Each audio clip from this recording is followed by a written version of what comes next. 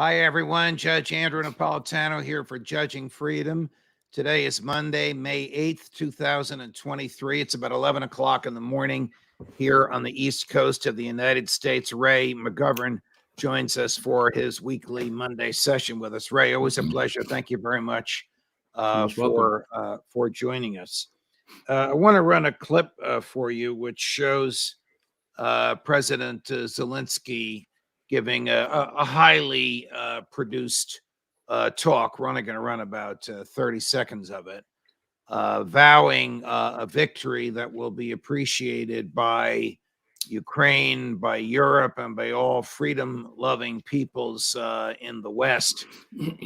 Take a listen and let me know what you think of it. We fight now, so that no one ever again enslaves other nations and destroys other countries, and all those old evils that modern Russia is bringing back will be defeated just as Nazism was defeated. We will rebuild what was destroyed, and together we will protect it all. We do not yet know the date of our victory, but we know that it will be a holiday for all of Ukraine, for all of Europe, for all of the entire free world. Does he need to rally his country or his troops or his intelligence community behind him with something as highly produced as that while bombs are dropping over Kyiv? The judge, he's an actor.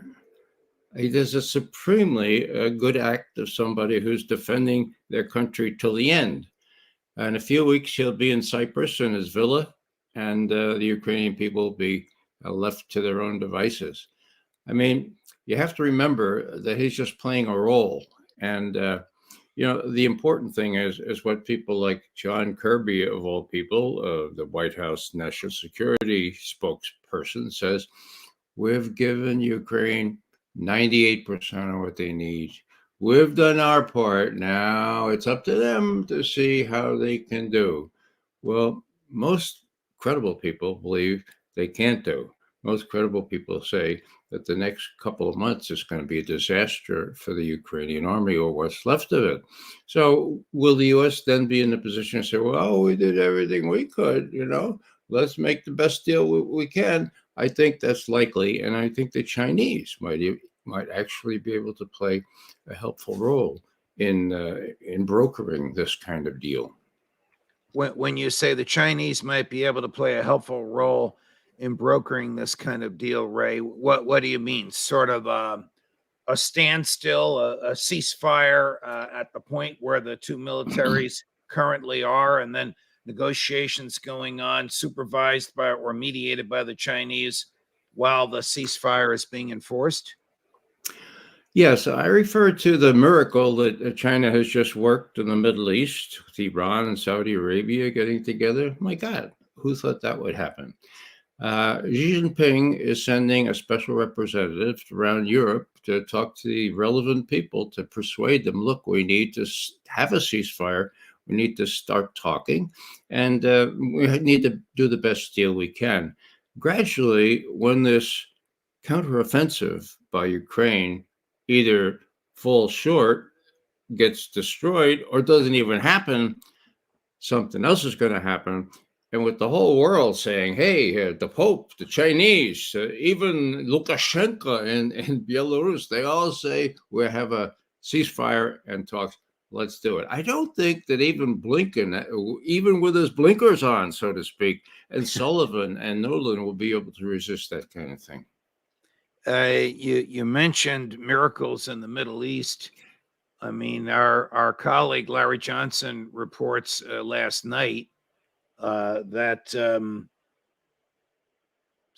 colleague Larry Johnson reports last night that Syria has joined the Arab League, or the Arab League has admitted Syria as a member.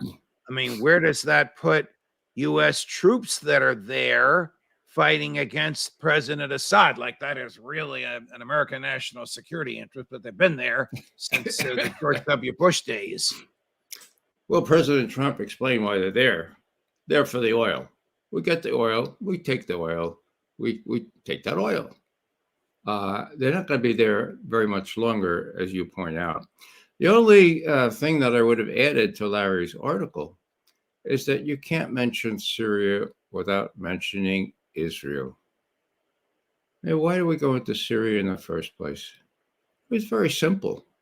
Actually, in September 6th, you can look it up. New York Times, front page, lead article.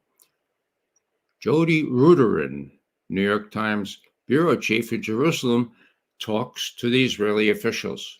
She says, all this stuff going on here with the insurgency and the counterinsurgency and the brutal dictator there in Damascus, what do you make of that? What's your preferred outcome? And Alon Pinkas, high level, senior, he used to be head of the Israeli office in New York. He says, now, Jody, this doesn't sound very good, and I'm sorry, but our preferred outcome is no outcome. She said, Alon, no outcome? What do you mean? He says, well, this doesn't sound very good, but as long as the Shia and Sunni are killing each other off, as long as it keeps hemorrhaging, we have nothing to fear from Syria. And she says, oh, and mirabile dicto, by some kind of miracle, the editors and the censors are all off in Southampton sipping martinis because it's Labor Day weekend, and she gets it on the front page of the New York Times. Now, that's the answer. That's why Syria's no threat to us. And of course, Syria is a pal of Iran at the time. So all I'm saying here is this is a real blow to Israel, first and foremost, not so much to the U.S. They can protect those 200 troops up there in the north for a while and take some more oil before they take off and come back home. There is circulating this morning the story in which it is alleged that a Russian hypersonic missile destroyed a Ukrainian bunker 100 meters below the earth. And in the bunker were American, British, and Polish military officers, including some generals. The story suggests that it might be a ruse. How do things like that get out there? Would something like this have been manufactured by the Ukraine intelligence community? Would the CIA have looked the other way as this stuff leaked out? I mean, if an American general was killed in Ukraine, wouldn't we know about it, no matter how quiet the government wanted to keep it? Not necessarily, not for a while. This is very sensitive stuff. One way we know about this is from local Ukrainian sources, local newspapers and broadcasts in that very area, which talk about a calamitous event on that day. It bothers me that it hasn't been able to be confirmed yet.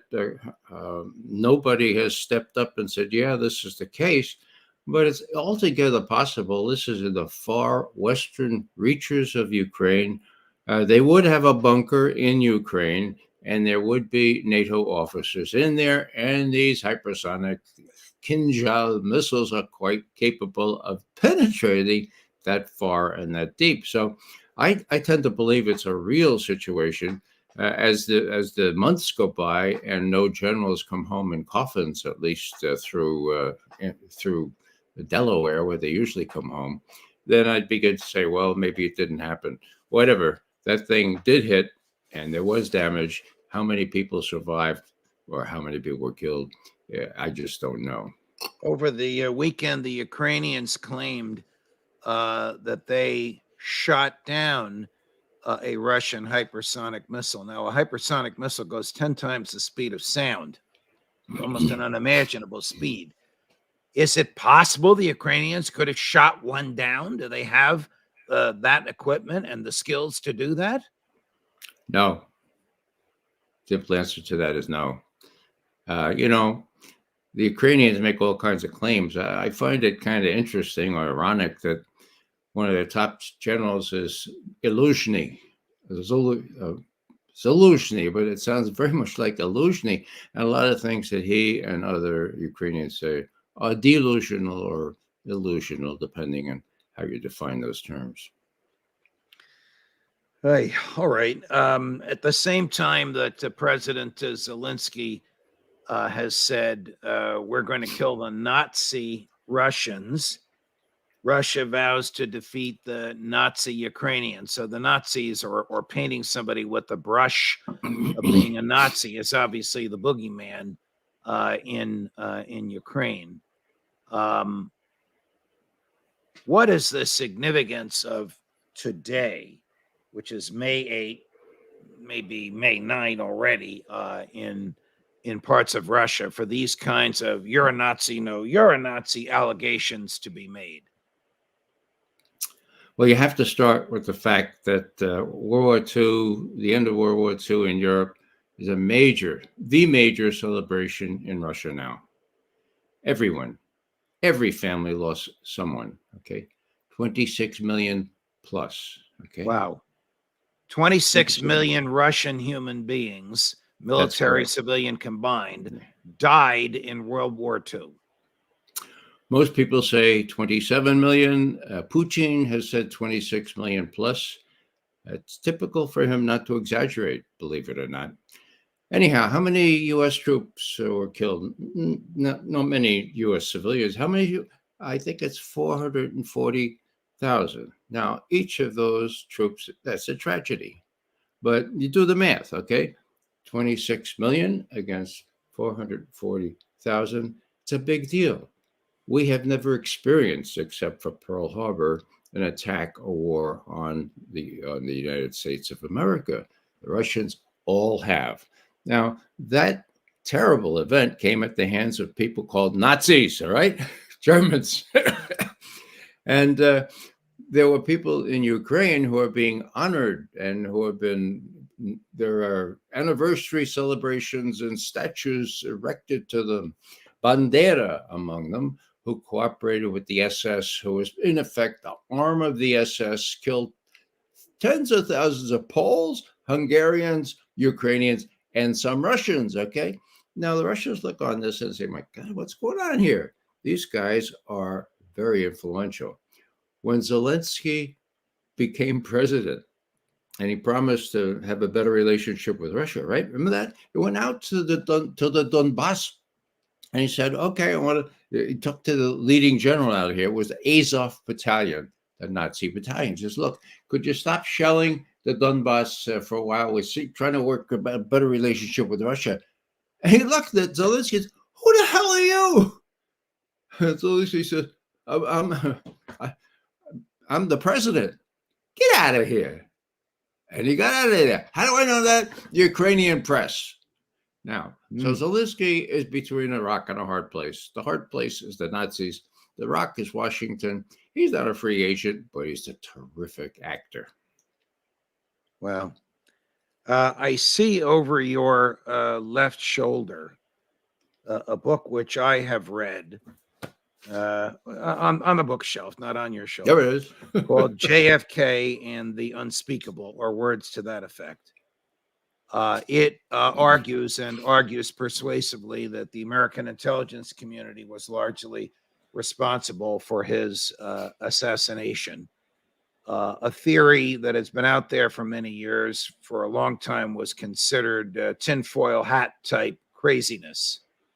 Now, over the past weekend, Robert F. Kennedy Jr., the nephew of JFK, the son of Robert F. Kennedy, similarly assassinated, has argued that both his uncle and his father were killed by, he didn't say the intelligence community, he named the CIA directly. And rather than treat this as a tinfoil hat nonsense, the New York Times and other mainstream media have picked it up. A, what do you think of this theory?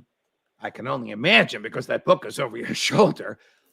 B, why is the mainstream media picking it up now?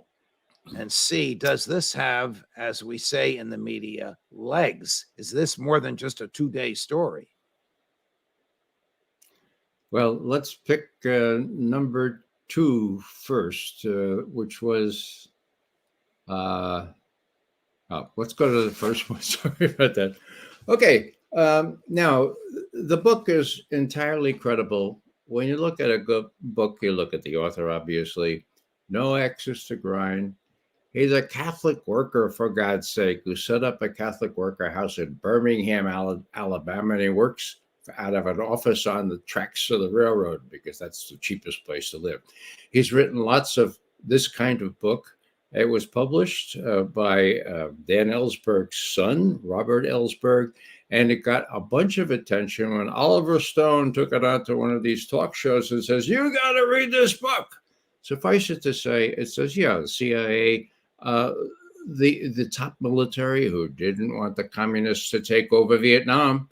After all, JFK had issued 2 executive orders to draw down troops from Vietnam before he was killed. Okay. Now, one of the little factoids that not many people know is that exactly a month after the JFK assassination, President Truman wrote an op-ed appearing in the Washington Post. And he said, I think it's time to rein in the CIA. It's not doing the kinds of things that I created it for, namely intelligence analysis without treatment. It's doing other things, okay? It was a torrid sort of thing, exactly 1 month after the assassination. It appeared in the first edition of the Washington Post. There used to be 2 later editions, disappeared. Any other broadcast media or any other paper? No. In the Independent Sentinel or whatever it was in the Missouri, it was posted. It completely, the press was onto it even then. Worst came to worst, with Allen Dulles, the previous head of the CIA, who had mousetrapped Kennedy into the Bay of Pigs fiasco, was appointed by President Johnson to be pretty much the head of the Warren Commission investigating the assassination. When people like me said, no, it's a little odd because a lot of people think the CIA may have been involved. After all, there's a lot of circumstantial evidence. You know what they said? That's a conspiracy theory.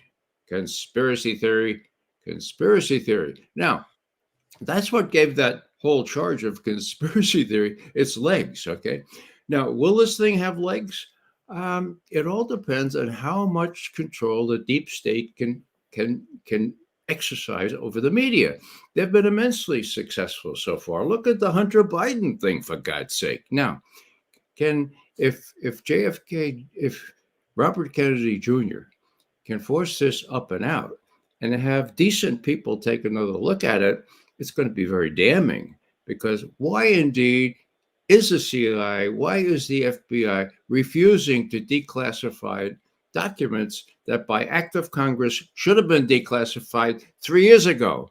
Why are they doing that? I don't know. I don't want to be a conspiracy theorist, but that they might have something to hide. Let me just jump in at this point on what you just said, because of conversations which I've discussed publicly, as has he. So I'm not revealing any secrets. Conversations I had with President Trump when he was in the White House.